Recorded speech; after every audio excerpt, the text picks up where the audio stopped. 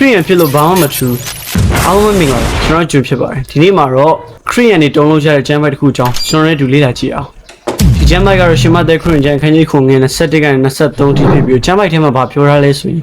တခင်လုံးကိုခေါ်ရတဲ့သူတွေကောင်းကင်နိုင်ငံဝင်ရမှာမဟုတ်ဘူးတဲ့ကောင်းကင်ဘုံမှာရှိတဲ့ခမဲတော်ရဲ့လူကိုဆောင်တဲ့သူမှသာလင်ဝင်ရမယ်လို့ပြောထားတယ်ဒီဟာကဘာကိုပြောချင်တာလဲဆိုတော့လူတွေကယေရှုကို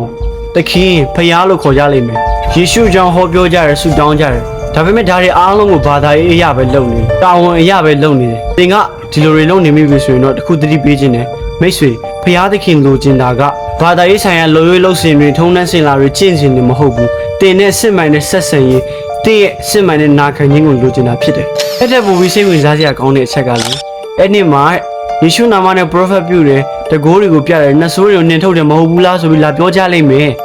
ဒါပေမဲ့တင်းတို့ကငါအလေးမသိအာရမမှုကိုပြုတော်သူတို့ငါထံမှာဖယ်သွားကြလို့ငါပြောမယ်တဲ့ယေရှုကပြောတယ်ဒီဟာကဘာကိုပြောချင်တာလဲဆိုတော့လူတွေက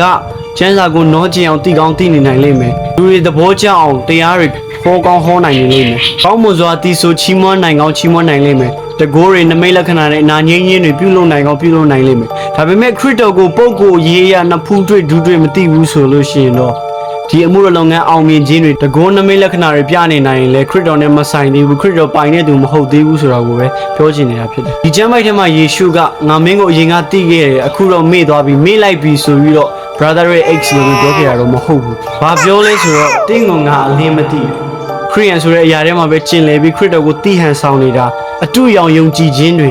ခရစ်ယာန်ဆိုတဲ့ဘာသာရေးတရားကိုပဲအားကိုးပြီးတော့ခရစ်တော်ဆိုတဲ့ဖခင်ကိုအားမကိုးပဲအရှုံးမပေးဘဲနဲ့အသက်ရှင်နေတာကြောင့်ဖခင်နဲ့စစ်မှန်တဲ့ဆက်ဆံရေးအားကိုးခြင်းနာခံခြင်းနောင်တရခြင်းချစ်ခြင်းနဲ့ဝိညာဉ်ရေးအသီးတွေရှိမနေတာကြောင့်ယေရှုကဒီစကားကိုပြောခဲ့တာဖြစ်တယ်မိတ်ဆွေခရစ်ယာန်ဖြစ်လို့ဘာမှမထူးတကိုးတွေပြနိုင်လို့လည်းဘာမှမထူးကျမ်းစာကြောင်းတွေအများကြီးတက်ပြီးကျမ်းတက်တဲ့ယောက်ဖြစ်လာလို့အမှုရလုပ်ငန်းတွေအောင်မြင်လာလို့လည်းဘာမှမထူးယေရှုခရစ်တော်လိုချင်တာယေရှုခရစ်တော်ပေးခဲ့တာတွေကစစ်မှန်တဲ့ဆက်ဆံရေးနဲ့နှလုံးသားနဲ့အသက်တာတွေပြောင်းလဲခြင်းတွေပဲအပြည့်မဲ့သက်တမ်းပြောင်းလဲခြင်းတွေပဲမဟုတ်ဘူးဒါကြောင့်ဒီဗီဒီယိုကြည့်နေတဲ့သူ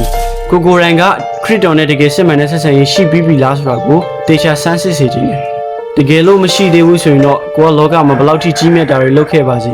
တနေ့ကျရင်ခရစ်တော်ရဲ့တင့်ကိုငါအလင်းမသိဆိုတဲ့စကားကကိုယ့်အတွက်ဖြစ်သွားလိမ့်မယ်နော်